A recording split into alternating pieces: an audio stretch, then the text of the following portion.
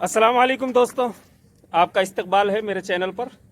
दोस्तों उम्मीद करता हूँ आप खैरियत से होंगे।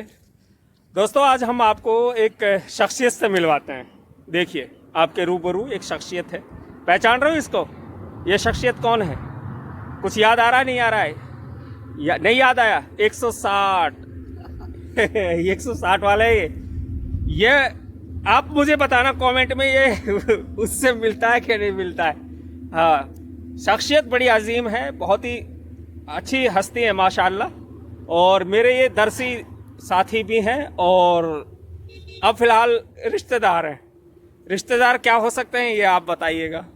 ये रिश्तेदार हैं और हाँ, अब ये जो है ना मेरे बहनियों है, बहनियों, ठीक है। कमेंट में कहा और ये जो है बहुत ही प्यारे मेरे दोस्त हैं और आपने देखा होगा ना कई वीडियो में मेरे साथ रहते हैं माशाल्लाह।